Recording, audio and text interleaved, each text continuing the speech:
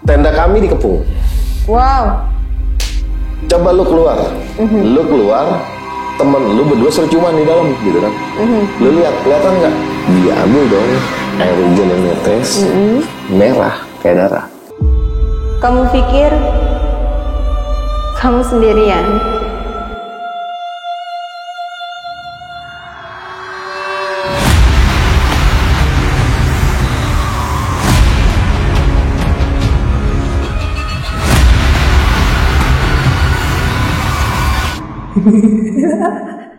Pencinta misteri di Michi Diary episode kali ini sudah kedatangan seorang laki-laki. Dia adalah pencinta alam yang memiliki pengalaman yang cukup misterius. Langsung saja ini dia, Bang Kojek. Halo Bang Kojek, apa kabarnya? Alhamdulillah baik. Selamat datang di studio saya ya. Oke. Gimana, katanya mau cerita tentang pengalaman misteri? Ya, pengen sih. Ini cerita gue bingung juga mulai dari mana ya. Tapi kisah ini 20 tahun yang lalu gitu. 20 tahun. 20 tahun yang lalu tepatnya. Kalau nggak salah ingat tanggal 4 Oktober 2002. Ini cerita yang nggak masuk di akal, ini cerita yang nggak logis, nggak masuk logikanya orang-orang normal lah. Karena saat itu di tanggal 1 Oktober atau November gue lupa, kita nih gabut di tongkrongan gitu kan. Tongkrongan tuh ada di Pabuaran Tumpeng di kota Tangerang. Di tongkrongan itu ada tempat kita ngebase, kita lagi gabut main. Biasanya tuh gue sama teman-teman main ke alun-alun Ahmad Yani kota Tangerang sampai pagi, tidur ngopi di situ. Hasil kegabutan itu berencanalah kita camping ya, bukan tujuannya untuk mendaki tapi camping. Setelah kegabutan malam itu sampai pagi hari, gue sama teman-teman punya rencana nih, 2-3 hari ke depan kita pack and go, biasanya kayak gitu, pack and go.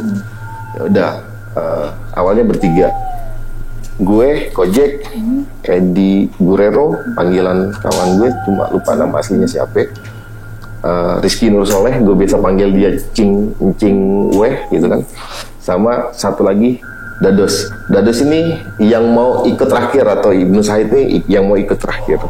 Jadi bertiga ngumpul, berencana pack and go. Ya udah, akhirnya kita putuskan berangkat di hari Senin atau Selasa gitu, lupa tanggal 1 atau tanggal 2. Pastinya kan 20 tahun itu flashback agak susah sih ya. Susah ya. Jauh soalnya. Jauh banget soalnya 20 tahun, dan cerita ini tuh kita keep sama teman-teman tuh, kita keep cuma lingkaran kita aja yang tahu. Berempat saksi nyatanya. Nah, Dados ikut itu di sesi terakhir. Jadi kita udah packing, malam itu udah packing, besok pagi kita mau naik kereta berangkat. Di 2002 itu kereta terusan dari Tangerang sampai Sukabumi itu ada. Nah, akhirnya kita putuskan berangkat pagi, malamnya kita packing, Dados ikut. Nah, kawan gue yang satu ini, Dados nih, hobinya mabuk, iya. Okay. Mabuk malam, bro, gue ikut, gue nggak mau tahu, gue ikut gitu kan. Ya udah, lu packing, tapi satu hal, lu jangan bawa apapun di badan lu yang berbentuk narkoba atau apapun gitu kan. Karena dulu tuh gue sama teman-teman konsumsi. Gitu. Oke, dia bilang enggak, ternyata dia tekan semua tuh obat waktu itu. Lexotan tuh ditekan semua sama dia. Jadi berangkatlah kami dengan keadaan Dados itu lagi on gitu kan. Berangkat, pesen tiket kereta di stasiun Tangerang, sampai di Bogor, aman. Bogor Sukabumi, Dados tidur. Ada salah satu barang kita yang hilang, karena dulu tuh carrier-nya kita tuh carrier legend sampai hari ini. Gue masih ada di rumah, carrier Alpina, frame-nya di luar tuh, lampu badai, panci, itu semuanya ada di luar. Jadi pokoknya keren lah. Kalau sekarang kan udah ultralight, semuanya udah keren-keren. Sudah gitu kan. bagus lah ya. Bagus dengan kondisi yang ada. Lampu badai kita tuh hilang, dicolong orang. Itu tuh di perjalanan tuh ya masih flat aja. Sampailah kita di Sukabumi. Sampai kita di Sukabumi siang waktu itu, kalau nggak salah jam 2 siang kan. Jam 2 siang, jam 2 atau setengah 3 siang menjelang sore, beli buffer stock makanan untuk kita camping. Karena rencana kita berangkat Selasa sampai pulang tuh hari Minggu. Jadi butuh buffer stock. Ya udah, selesai packing, belanja jam 3 lewat setengah 4 kurang lebih, charter mobil lewat Salabintana. Lewat Salabintana kita sampai jam 4 lewat, karena dari Pasar Sukabumi ke lokasi camping tuh nggak jauh, dia cuma 30 menit sampai 40 menit lah nyampe kita. Sampai bayar simaksi. Jadi lewatin tuh, kalau di jalan tuh lewatin. Kalau dulu gua nggak tahu ya, kalau sekarang dulu tuh ada kebun teh, terus ada rumah Kabayan yang disebut orang sana tuh rumah Kabayan. Kita sampai masuk, lewatin gerbang parkiran apa namanya, pos pendakian ya, pos pendakian dulu. Nah, warung berjejer parkiran.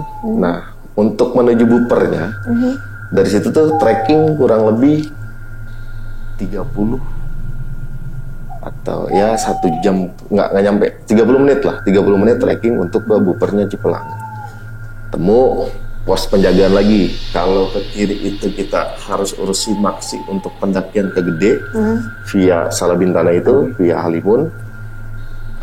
Ini kita kan nggak mau mendaki, tapi hanya camping. Jadi bayar simaksinya itu per malam kalau nggak salah dulu 7.500 per malam. Masih murah ya? Murah banget. Kalau sekarang udah nggak dapet kayaknya. 7.500 sampai di hari Minggu, berarti per orang itu sekitar 21 sampai 22 ribuan, kalau tidak salah 25 ribuan lah. Di jalan itu kan bawah warung itu kosong, hutan. Nanti ketemu mau mendekati gerbang buper tuh kanan kiri ada warung lagi tuh. Ada warung itu. Jadi orang yang kalau misalkan camping di sana, kehabisan logistik pun sebetulnya aman. Karena ada warung-warung itu, karena kita mau berhemat, jadinya kita bawa stok sendiri. Camping lah kita, naik sampai sana. Ketemu sama di warung itu ada yang namanya Leo. Terus kita mampir ke warung dia, kenalan sama anaknya bapak warung itu yang namanya Leo, anak muda di situ. Terus diantarlah kita untuk mengurus simaksi, menginap di kawasan bupernya itu. Buper itu. Udah diurus sama dia, ngobrol dari Tangerang ya, iya ngobrol pakai bahasa Sunda karena dialek Tangerang itu Sunda kasar. Dia Sunda lemas gitu kan, Sunda halus. Ngobrol sama teman-teman, ya udah ngobrol. Boleh dong, kalau dulu kita masih doyan kan, bawa gele gitu. Bawa begitu. Ya, boleh diedit atau tidak gitu. Nggak apa-apa pada zaman itu. Pada zaman itu gitu kan. Pada zamannya itu sangat mudah dan murah gitu kan. Kalau sekarang wah, hukumannya mahal gitu kan. Lebih baik stop ya, lebih baik stop, hindari gitu kan, kalau bisa hindari. Nah, ngobrol singkat cerita kita bikin camp karena sudah sore, ya udah. Nah, tendanya kita tuh tenda rumah gitu kan, tenda pramuka, karena belum banyak tenda dum yang kayak sekarang itu, yang punya teman-teman di kampung-kampung, pendaki-pendaki kampung punya gitu kan. Itu pakai tenda rumah begitu, bawahnya alasnya pakai terpal, jadi terpal, tenda gitu kan, terpisah tuh, pakai terpisah. Ya sudah, kita bangun tenda, mulai asik tenda, terus sebagian persiapan buat makan. Nah, kondisi di situ tuh asik banget sih, sumpah demi apapun gue bilang asik banget di Halimun tuh. dia lembah, ketutup sama hutan-hutan, bukan hutan pinus kalau dia tuh hutan tanaman-tanaman besar, batu plus batu-batu, sampingnya sungai. Jadi kalau malam itu setelah turun kabut, bintang terang benderang sama bulan tuh enak buat dinikmatin. Iya, enak banget buat dinikmatin gitu kan. Sambil gelar. Nah, kalau dulu kan masih boleh pakai api unggun kita. Bikin api unggun di depan tenda. Ya udah, nyari stok-stok kayu-kayu yang sudah kering di kanan kiri, atau kalau tidak ada beli sama warung-warung. Karena mereka juga menyediakan kayu bakar, kayu bakar, minyak tanah. Kalau dulu tuh minyak tanah mereka menyediakan gitu kan. Mau menjelang maghrib itu jam 4 atau jam setengah 6 menjelang jam 6 itu temanku nih iseng sama si Leo nih, dia nempel mulu nih sama Leo. Ini jalur babi katanya. Karena ada celah-celah kayak gitu di hutan-hutan kita, ada celah-celah jalur babi. Wah, besok kita bikin trap dulu kata dia. Bikin trap tuh di hari Rabu. Terserah lu lah gitu, terserah lu. Ya udah tuh. Singkat cerita jam 7 perut sudah kenyang, kondisi kita pun capek di perjalanan, kita tidur. Hari itu kita tidur, bangun pagi, masak lagi. Rutinitasnya tuh kayak gitu, masak lagi. Nah, Edi nih ngocol dia. Jadi dia tetap bikin trap di jalur babi itu. Tapi bukan trap untuk membunuh babinya ya. Karena babi rusa yang di Taman Nasional itu dilindungi sama undang-undang. Dia buat di beberapa titik, dia bikin jerat. Kata dia, gue pengen lihat babinya seperti apa kayak gitu. Gak usah begitu, gue bilang. Lu kasih mie instan di luar mateng aja, nanti dia makan kok, gitu kan. Kalau pengen lihat, enggak, pengen lihat kata dia. Ya udah, terserah lu deh gitu. Nah itu di hari Rabu pagi dia buat trap, dia buat trap. Ya udah, makan dulu, habis makan, nanti jam 9 kita trekking menuju Curug Ciberem. Dimulai nih, ini udah mulai yang aneh-aneh nih, yang nggak masuk nalar dan logika tuh mulai berasa nih. Iya, mulai berasa. Saat kawan gue nih si Edi beres bikin trap. Nah, sambil ngerokok kita jalan trekking, bawa perlengkapan karena lumayan trekking ke atas itu sekitar 1 jam dari Jeplang tuh. Di bawahnya kita ngelewatin sungai, ada jalan-jalan trek kayak gitu kan, asik gitu kan. Hutan kanan kiri, terus kalau ada nemu pohon-pohon begonia kita bisa petik, ambil sambil dimakan tuh. Kalau kata teman-teman tuh keratindeng di gunung tuh, keratindeng alami. Jadi buat sirkulasi tubuh kita tuh bagus gitu. Bagus lagi. Jalan, di tengah jalan mulai dah. Gue sama teman-teman berempat nih ketemu sama ular. Gede bisa? Kecil. Kira-kira 1 jengkal. Oke. Kira-kira 1 jengkal. Tapi ular itu bentuknya belang, warnanya hitam merah, nggak ada kepala, nggak ada ekor. Kayak kepala nggak ada ekor. Dia cuma badan doang ya. Segini. Nah kan sambil jalan kita megang-megang kayu gitu kan. Hidup ya? Gue kira di awal itu mati. Karena kan nggak ada kepala, nggak ada ekor. Iya. Ada ular. Gue injak ya, karena pakai sepatu gitu kan. Jangan, kata si Edi nih, dia tuh sensitif, kayak bisa supranatural, kayak gitu dah. Dia bisa ngelihat benda-benda yang nggak jelas gitu kan di alam-alam sana. Dia agak sensitif. Pokoknya kayak gitulah. Jangan dipegang kaki, jangan. Dia ambil kayu, dia pinggirin. Ular itu kan, gue Dados sama Ueh mikirnya tuh ular mati karena nggak ada gerakan. Jadi dia tuh di tengah jalan kita, di treknya kita tuh, di tengah trek itu dia berhenti aja, diem kayak nyegat kita untuk tidak lewat, jangan naik gitu ya. Persis. Tapi ya orang yang satu ini kan dia bisa atau punya indera yang lain gitu kan. Dia bilang jangan lu injak, jangan lu matiin. Ular mati bro. Enggak. Dia ambil kayu batang, dia taruh di pinggir treknya kita. Keanehan mulai terjadi. Itu ular ternyata betulan hidup. Jadi begitu dipindahin sama dia, dipinggirin ke sisi trek, dia jalan. Tanpa kepala, tanpa ekor. Pusing kan? nggak masuk akal kan?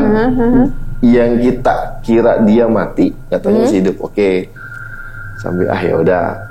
Bodoh amat lah gitu kan, ya udah. Jalan lagi ya tadi, jalan. Setengah jam dari situ sampailah kita ke air terjun Curug Ciberem. Jarak 30 atau 40 meter atau 50 meteran gitu. Gue lupa. Kayak disambut sama air terjun itu. Jadi air terjun kan jatuh turun ke bawah. Jatuh turun ke bawah, biasa lah, normalnya seperti itu ya kan. Air terjun tuh dari atas turun ke bawah lah, ya kan? Pasti ya. Nggak mungkin air terjun dari samping atau dari bawah ke atas ya. Itu air mancur namanya. Ya, itu datang set kayak ada angin ke kita berempat, itu air tuh kayak mau mandiin kita, kayak digituin tuh. Berasa kayak disibah gitu guys. Oke. Padahal jarak kita sama air terjun itu 50 meter. Selamat datang. Ya, welcome to the jungle gitu kan. Selamat datang gitu. Selamat datang. Ya karena gue tuh orang yang tidak percaya kalau tidak melihat kejadian tuh di depan mata ya. Cuek-cuek aja gitu. Masih cuek. Masih cuek, bodoh amat lu mau apa kek, gue nggak pernah ganggu lu. Gue nggak pernah nyinggung lu, ya udah lu jangan ganggu gue kan gitu. Ya udah tuh akhirnya senang, buka masak air, bikin kopi. Kita bikin kopi sambil ngerokok, nikmatin suasana dulu di air terjun itu. Dan lagi-lagi itu kayak kita tuh nggak dikasih istirahat, nggak dikasih jeda dengan kejadian-kejadian yang nggak masuk di akal. Apalagi itu bang? Ketemu apa lagi? Pas gue sama Uweh mandi, Edi tuh agak ke pinggir, dia terus Dados tuh lagi masak air untuk bikin Indomie. Karena udah mau masuk, kalau misalkan jam 9 jalan, trekking 1 jam 10 udah nikmat nih. Coffee break lah bahasanya gitu kan. Nikmat untuk masak mie di pinggir air terjun sambil nikmatin alam. Edi tuh, gue lihat nggak tahu dia lagi ngapain, diam gitu kan, kayak lagi komunikasi sama alam yang lain gitu kan. Kayak lagi komunikasi sama alam yang lain. Tenang-tenangan nih, mau cing. Apa lu lihat no si Guerrero, no si El. Kita manggilnya El karena dia cadel. No si El, lu lihat no. Apain ya dia? Udah amat, samperin yuk, kita resein. Kita resein nih ceritanya. Ya udah. Keluar dari air cuma pakai celana pendek. Samperin, nggak taunya ada sesuatu yang di luar nalar itu ada batu. Dia kayak batu enteng, bentuknya warnanya putih-putih kayak batu kapur kayak gitu. Ngelawan arus. Kita liatin. Itu ular cing. Nggak tahu, kata si Uweh tuh. Itu ular bukan. Dia diambil sama dia. Diambil sama dia. Dikasih lihat batu cuy. Tar dulu nih. Ini batu. Bisa jalan. Iya kan? Oke. Ini arus ke bawah lu posisinya dekat air terjun. Ya ini batu kata dia. Kalau orang biasa lihat ini batu. Gue nggak tahu kenapa. Mungkin dia senang sama kita kata dia. Mungkin dia senang sama kita atau sama lu gitu kan? Kayaknya sama gue kata dia. Minta diambil, ngedeketin Edi soalnya. Jaraknya lumayan jauh, 2-3 meteran. Tuh batu ngelawan arah ke dia. ngelawan arus, ngikutin, diambil. Mungkin kalau Uweh bilang ke gue nih, Cing Uweh bilang ke gue, kayaknya tadi dia waktu kita mandi doi ritual. Mau ada yang ngambil, mau ada yang dikasih atau apa gitu kan, dia komunikasi. Nah itu kali Jack yang dikasih katanya sama penghuni yang di situ. Iya, sama yang ada di sana ya. Nggak tahu gimana, dia kantongin. Ya udahlah ngobrol, makan. Pulang.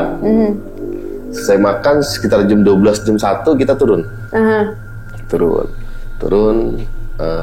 Di turun itu gue masih penasaran sama ular yang tadi. Masih penasaran itu ular beneran hidup, karena nggak ada kepala, nggak ada ekor gitu kan. Cuma begitu aja penasaran. Telinga kelinguk gitu kan. Ya ternyata memang tidak ada. Berarti dia, oh ya udah, berarti ular hidup. Mungkin ada spesies yang kayak gitu, yang di hutan itu gitu kan. Berpikir positif thinkingnya seperti itu gitu kan. Turun, akhirnya turun, nyampe sore kisaran jam 2 jam 3, ngobrol lah sama Leo nih. Leo datang, balik lagi dia. Kita nih cerita sama dia karena dia kan penduduk asli situ. Kita cerita penduduk asli situ. Ternyata Leo pun punya kelebihan yang sama kayak Edi itu. Ya, gue sama teman-teman makin bingung dong. Kita yang nggak bisa, terus mau gimana? Ya udah, akhirnya kita fun aja. Ya udah, terserah lu lah berdua gitu kan, terserah lu berdua. Nah, menjelang sore jam 5 atau jam setengah 5 gitu, datang teman-teman yang camping juga, anak Tangerang juga. Dia ngakunya anak Poris, dia pasangan 4 orang, cewek cowok. Di depan tenda kita jarak 20 atau 30 meter dia dipasang, dia dekat ke air sungai. Dekat ke sungai dia pasang. Dia selesai pasang, kenalan, ngobrol gitu kan, kita nyamperin, kenalan, oh ya bla bla bla bla bla bla bla. Ya udah tuh, selesai, balik lagi ke tenda. Gue persiapan makan dan masak maghrib. Masak sambil Edi tuh ngeliat trapnya dia, ada yang nyangkut atau enggak nih babi, kata dia, pengen ngeliat. Gue cek jebakan gue dulu, kata dia. Lepas bro, jangan dipasang terus, katanya. Kan nggak boleh gitu kan. Iya, gue cuma pengen lihat doang kok, kata dia. Ya udah, kalau emang udah nggak dapet, udah lepas aja, nggak usah gituin. Malam tuh lewat maghrib, masih sore, cuaca terang benderang, asik. Kalau di dalam tenda itu pernah camping nggak Bu? Saya pernah camping tapi nggak sampai manjat ya. Iya. Hanya merasakan suasana campingnya aja. Iya. Kalau malam itu di dalam tenda, hutan gelap belantara kayak gitu, hutan gelap. Tenda kita kasih lampu itu sama aja kayak main wayang dong. Kalau orangnya di dalam lagi ngapain kan kelihatan tuh ya kan. Nah, tenda depan kita itu berbuat nggak senonoh. Kelihatan ya. Kelihatan. Depan tenda gue tuh kita bikin api unggun lumayan besar karena kalau dulu bebas gitu. Nah, iseng nih sambil duduk di teras sambil ngopi ngelihat ke tetangga. Weh. Ada wayang tuh. Nih, wayang golek lo lagi main gitu kan. Muncul lah ide-ide jahatnya kita nih. Asli muncul ide-ide jahatnya kita. Kerjain yuk. Ambil tiarap, lengkup ngedeketin tendanya dia. Kita ambil batu, kita timpuk. Oke. Tolong gitu ya kan, tolong. Jadi usilnya ngingetin sebetulnya, cuma mungkin cara kita dulu salah karena kayak gitu kan. Timpuk, flat, tolong, dia teriak karena udah kenal gitu, Jack gitu kan. Woi, kenapa? Nggak tahu tenda gua ada yang nimpuk. Kita samperin nih, belaga nyamperin sambil ketawa-tawa di jalan gitu kan. Samperin, lu pasangan jangan berbuat yang aneh lah gitu kan, jangan berbuat yang aneh. Ini gunung gitu kan, walaupun ini buper bersih, lu harus jaga, kita harus sama-sama jaga gitu kan, biar tetap bisa dinikmatin sama orang lain gitu kan. Kalau lu berbuat yang aneh, enggak, gua nggak ngapa-ngapain, goblok, aku bilang kan. Coba lu keluar, temen lu berdua suruh ciuman di dalam gitu kan. Lu lihat, kelihatan nggak? Kelihatan ya, kata dia. ya itu gitu kan. Itu ketahuan mungkin penghuni sini nggak seneng dengan gaya lu yang kayak begitu. Nah, udah tuh kita kasih nasihat lah, sok-sok bijak kayak gitu kan, sok bijak. Ambil balik lagi, ya udah gua tinggal lagi ya ke tenda. Nah, satu lagi ini udah mulai nggak masuk di akal. Kedua atau ketiga berarti. Ketiga. Iya. Batu yang kedua. Batu kedua, ya kan. Ini mulai nggak masuk di akal yang ketiga. Sepanjang camping itu ada aja anehnya gitu kan. Tiba-tiba kalau babi itu normalnya ngelihat api kabur, lari. Iya. Itu babi hutan betulan. Iya. Nah, kalau bukan babi hutan betulan, apapun akan dia labas. Jadi lu tuker. Lu tuker tuh apa yang namanya senter yang di dalam sama lampu badai kita biar lebih terang. Tiba-tiba Edi buka dong. Posisinya gimana ya? Ini gue duduk di samping, agak samping. Ini tenda kita, pintunya. Jaraknya 1,5 meter atau 2 meter lah. Ke bawah karena undak begitu kan. Kita duduk di teras, depan itu api unggun, jarak 1 meter. Terang. Nah, Edi, oh yaudah kata dia, gue ganti. Dia masuk, dia buka.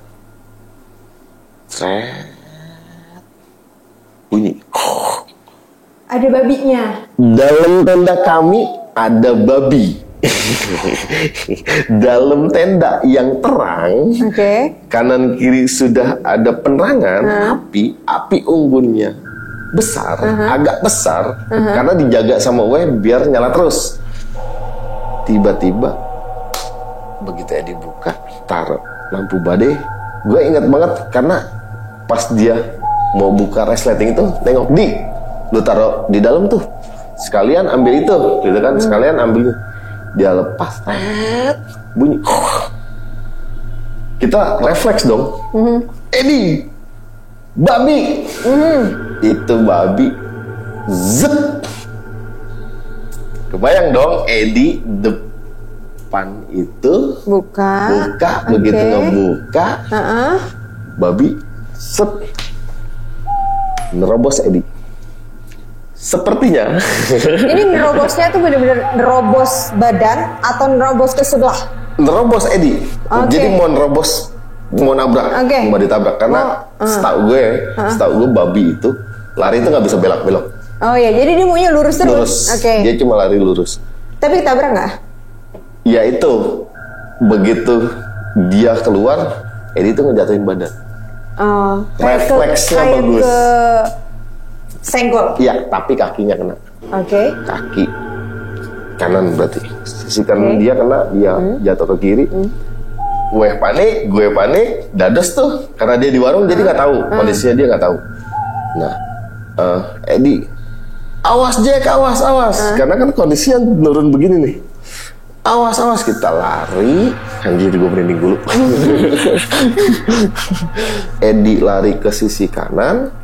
Gue sama Wih lari ke sisi kiri. Nah, di sisi kiri ini ada pohon palem, tapi masih sebesar betis atau berapa senti. Lumayan lah ya. Nggak terlalu tinggi, jaraknya cuma 2 meter. Kita tuh kayak film Dono, berebutan naik. Berebutan. Pokoknya gimana caranya menyelamatkan diri saat itu. Nah, lagi posisi menyelamatkan diri, ada sisi lucu, ada sisi serem. Kan terang ya. Begitu si babi lari, kelihatan dong besarnya seperti apa, ya kan, bentuknya kayak gimana tuh babi hutan gitu kan. Ini babi hutan atau babi nggak jelas gitu kan. Jadi lari ke kanan, kan dulu biasa nih golok senjata tajam tuh di pinggang gitu kan. Lari, kalau sekarang mungkin lihat, NMAX nih lewat gitu kan, sebesar NMAX, kira-kira tuh babi. Dia terabas api unggun kita, pecah, hilang. Edi kan dia lari ke kanan, walau dengan kaki dia yang patah tadi, yang luka ya? Ya agak luka gitu kan, diingluk, udah kayak orang difabel gitu kan, jalan. Dia cabut, Ditanjepin dulu. Allah, Akbar. Ke tanah. Oke. Cabut. Apa yang terjadi? Dia cuma ganggu-ganggu, gue nggak tahu dia ngomong apa gitu kan, dia cuma ganggu. Diobatin senter gitu. Lu kena di, gue kena cuy, cuma mudah-mudahan enggak. Ya udah tuh, nyalain lagi api unggun gitu kan.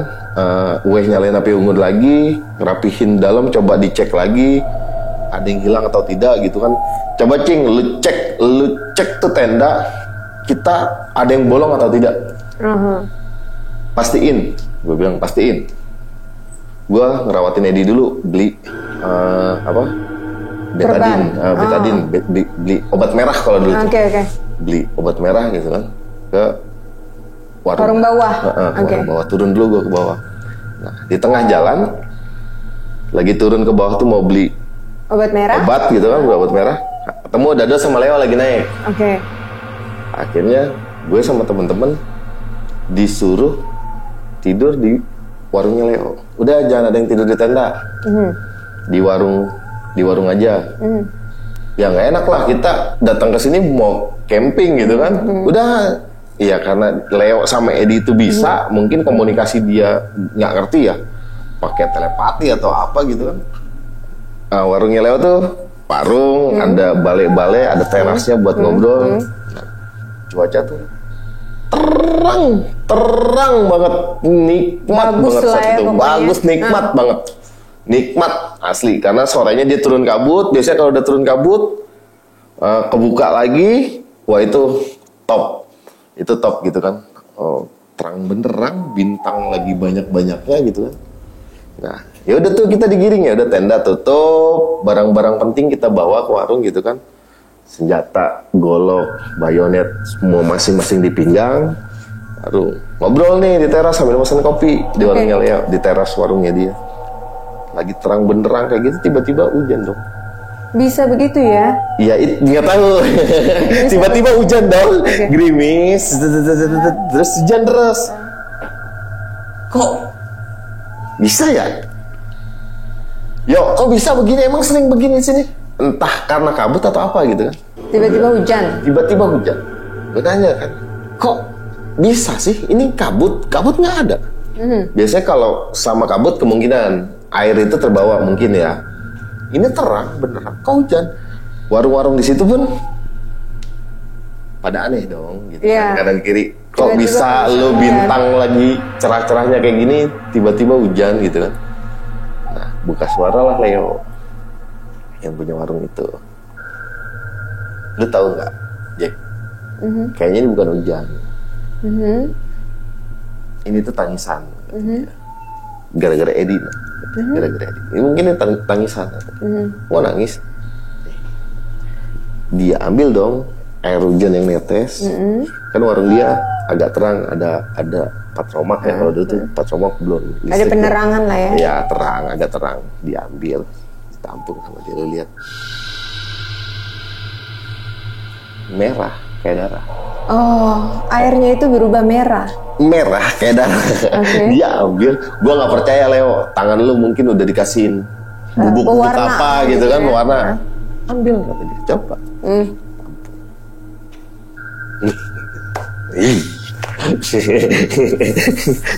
Kok bisa sih gitu kan? Kok bisa sih? Ya udah lu malam ini pokoknya lu nggak boleh balik ke kemah. Nggak boleh balik ke tenda. Udah biarin, aman kok kata dia. Aman kok. Hujan lumayan lama sampai sekitar jam setengah 10, jam 10-an. Akhirnya karena pendaki sepi, masih yang camping tuh sepi, itu masih hari Rabu mau ke Kamis. Tutup, banyak yang udah tutup warung. Dah kata dia, masuk aja ke dalam, kita tutup pintunya. Wah, ada apa nih gitu kan, ada apa nih? Masuklah. Masuk tuh, kita semua masuk. Jadi di tempat tidur itu lumayan panjang baliknya dia. Jadi kalau biasanya mungkin dia tuh buat tidur dia sama istrinya atau emak bapaknya gitu kan. Nah ini kita harusnya berjejer kayak vertikal kayak gini, lurus. Iya, berempat tuh lurus nih begini. Iya. Kayak ikan teri lah gitu. Lagi dijemur mau dikeringin. Ditutup kan sama dia. Biar ngobrol karena belum bisa tidur kan, masih pada ngopi, masih pada ngerokok. Nah, lampu pijarnya dia, lampu patromaknya dia, yang satu dimatiin yang depan. Tinggal yang tengah masih terang nih. Jadi kita tuh di bawah patromaknya dia. Ngobrol ya udah mulai capek. Tidur, satu-satu bisa tidur gitu kan. Wih, gantian tidurnya. Gak usah tidur aja semuanya, kata Leo tuh gitu kan. Gantian. Udah tidur aja semuanya. Tiba-tiba dong pintunya warungnya Leo kayak ada yang nabrak. Lagi tidur tuh gitu tuh. Lagi tidur, lagi enak-enak pistol gitu kan. Udah, tangan tuh semua senggol-senggolan, megang senjata semua. Tangan gue udah digolok, tangan gue udah di bayonet, tangan gue udah, pokoknya kita megang. Kita sudah bawa senjata. Ya, pokoknya sudah siap. Siap diserang, udah siap. Pokoknya pal-palan lah orang itu. Ya udah, nikmatin tidur, dan itu berlangsung lama. Jadi pas ada dengar azan subuh, Allahu Akbar udah mulai berkurang tuh. Dan ternyata kita berempat nggak ada yang bisa tidur. Jadi waspada semua gitu kan. Waspada semua. Leo bilang, keren ya anak Tangerang. Dia keren ya anak Tangerang kayak begini. Nah, apa sih gitu kan. Udahlah, kita lapar, mau balik lagi ke tenda. Daripada beli di warung juga belum laku, paling mie yang instan kayak gitu kan, yang paling cepat matang gitu kan. Kita mau masak nasi dan lain-lain. Shock dong kita berempat. Kenapa? Ternyata yang ditusuk malam itu ke tanah berbentuk babi mati. Satu ekor besarnya se-Nmax, hitam, ada lambang Z. Kita deketin itu dari jauh kan, Oke. Gak jauh tuh campingnya kita. Dilihat pagi-pagi itu apa ya, hitam-hitam di depan, nggak jauh dari tenda kita, nggak jauh lah, nggak jauh, jarak 3 atau 4 meter di depan tenda kita. Pas di tempat yang kalian, yang si Edi itu tancapkan. Iya, betul. Padahal pas malam ditancapkan itu tidak ada apa-apa, kalian lihat dengan mata kepala kalian sendiri. Nggak ada. Gila sih, asli. Dari jarak jauh, buntelan hitam kita lihat, itu apa? Samperin dong berempat gitu kan. Yang tadinya lapar tiba-tiba hilang. Oke. Karena udah ngelihat yang aneh itu. Itu mau dikemanain, ya kan? Itu apa? Itu mau dikemanain? Tuh, babi tuh mau dikemanain? Kita lihat bentuknya besar. Kayak ya Nmax lah, Nmax atau PCX. Tinggi, kalau diberdiriin tinggi kali. Ini kita. Gede, tinggi besar itu. Terus di sininya ada logo huruf Z double, kayak logo petir gitu kali ya. Bukan petir. Boleh juga sebutin nggak? Boleh. Boleh sebutin nggak? Boleh sebut. Boleh sebut nggak? Kayak lambang Nazi. Z. Pas ya jidatnya ya. Lambang huruf Z 2. Terus taringnya memang cuma sebelah kiri, sebelah kanan ya? Pokoknya cuma sebelah lah ya. Lupa, sebelah. Panjang. Udah mau ngeringkel. Sebelah, hanya sebelah. Dan yang lebih anehnya lagi, di hidungnya itu pakai anting. Kayak anting taring. Ya. Kayak taring kecil, kayak piercing kayak gitu. Di hidung. Wow. Dia bentuknya kayak tulang, bukan besi. Ada tergeletak depan tenda. Bingung dong kita. Bingung dong kita. Ini dari mana? Babi apa? Sama Edi itu diambil antingnya. Cuma sayang sampai hari ini Edi itu gua hubungin udah lost kontak sekitar 10 tahun sama dia. Cukup lama ya? Cukup lama ya, 10 tahunan lost kontak sama Edi, diambil. Si anting yang di hidungnya diambil. Anting hidung itu ya? Diambil sama Edi, dibawa. Hari Kamis siangnya itu kan tenda di depan ini pulang, dia ternyata nggak sampai malam Jumat. Tenda yang cewek yang 2 pasang ini dia pulang, akhirnya pulang ke Tangerang. Datang lagi anak Cimone, saudaranya kawan gue, mereka sekitar 8 atau berapa orang ya? Ya pokoknya rame lah, 8 orang. Nah, kita minta dong, udah nggak usah di sono bikin tendanya, nggak enak. Udah tuh tanah enak tuh, lega. Lu ramean orang, udah bikin tenda nggak jauh dari situ. Bikinlah mereka. Mereka bikin malam Jumat nih. Di nanti malam Jumat nih. Masih boleh malam yang serem nih. Ya karena gue bodoh amat lah gitu kan. Bodoh amat awalnya. Setelah kejadian itu kita nggak bisa ngomong bodoh amat. Butuh pasukan. Nah kebetulan mereka datang 6 atau 8 orang, gue lupa tepatnya. Bikin tenda mereka. Tenda, kita masak, kita bantuin mereka ngeditin tenda. Tendanya sama tenda rumah. Tibalah azan maghrib. Ding ding gitu kan. Tibalah azan maghrib. Nah, karena tenda kita sebelah-sebelahan nggak jauh. Di belakang itu kita bikin api unggun besar. Lebih besar dari malam kemarin. Dari yang kemarin? Ya, lebih besar dari malam kemarin. Nah, menjelang malam itu ngobrol. Cerita misteri yang baru kita alamin kemarin malam gitu. Nggak percaya gue, nggak ada yang percaya satupun. Yang baru datang itu nggak ada yang percaya satupun. Termasuk si Hendra, warung sebelahnya Leo, itu tidak percaya. Akhirnya malam Jumat itu dia datang ke tenda kita, ngobrol, ngopi, ngerokok. Nah, Edi balik lagi dari warung, Hendra duluan, Edi balik lagi dari warung sambil ngomong-ngomong apa gitu. Mereka ke tanah begini, ngeliatin. Pokoknya di 4 sudut itu. Nah, dipagerin lah. Bahasanya pagar gaib atau apa? Dia ngomong gue pagar sama tuh 2 orang berdua itu. Magerin lah bahasanya. Sambil jampi-jampi. Leo sama Edi itu lagi ngobrol lagi megang kita. Yang lihat itu apa? Ya kan dia di belakang gue nih. Itu apa? Lagi main kartu. Langsung, apa lu ngeliat apa? Ngeliat apa? Babi, kata dia. Bener dong. Keluar dari semak-semak, zret, 3 atau 4 ekor. Langsung keluar lagi tuh babi. Langsung tuh babi 3 atau 4 ekor. Zet.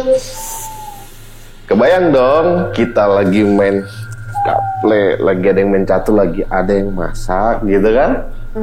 Itu langsung tiba-tiba diserang 3 atau 4 ekor. Zet. Terus keluar lagi dari sisi sebelah sini. Zet. Zet. Tenda kami dikepung.